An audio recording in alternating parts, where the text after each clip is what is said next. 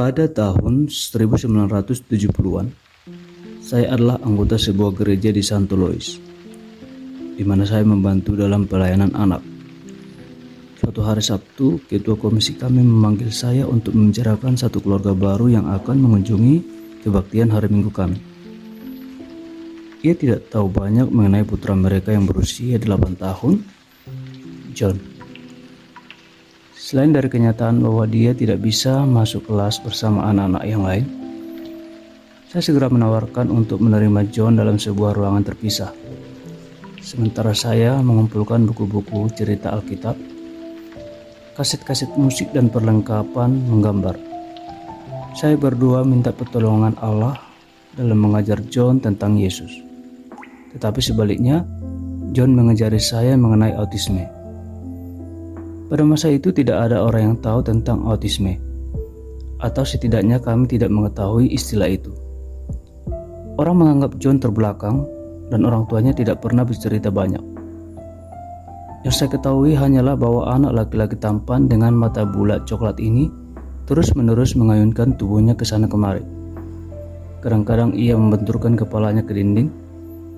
Ia tidak pernah menatap mata saya, dan ia menghabiskan berjam-jam membelit-belitkan seutas benang sekeliling jari-jarinya. Ia tidak suka disentuh dan tidak pernah mengucapkan sepatah kata. Namun Allah memberi saya kasih yang istimewa bagi John. Dia pun menyukai saya sekalipun saya tidak ingat bagaimana saya mengetahui hal itu. Tetapi saya yakin. Suatu kali saat ulang tahun John, saya membawa kue mangkuk ke rumahnya. Rumah itu rapi, tetapi di sudut ruang makan terdapat semacam kurungan tinggi yang terbuat dari batang-batang kayu dengan pintu yang bisa dikunci.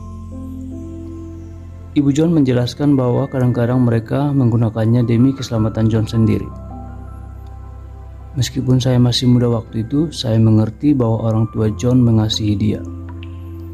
Sebab anak-anak seperti John biasanya ditempatkan di rumah-rumah perawatan, tetapi pikiran akan kandang itu senantiasa menghantui saya. Hari ini, autisme sudah dikenal secara luas dan masuk dalam berita utama. Menurut The Autism Society, 1 dari setiap 91 anak yang lahir di Amerika Serikat menderita salah satu bentuk autisme. Ada 1 orang autis dalam setiap 150 orang penduduk secara umum. Gangguan perkembangan ini mempengaruhi komunikasi dan interaksi sosial seseorang.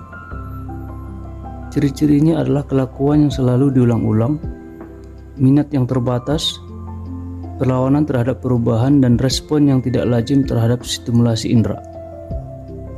Orang tua dari anak-anak autis bergumul dengan program-program intervensi dini.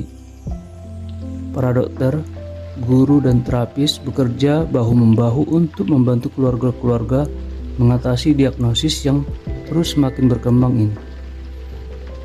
Namun, autisme bukanlah kelainan yang membuat orang makin lama makin mundur kesehatannya.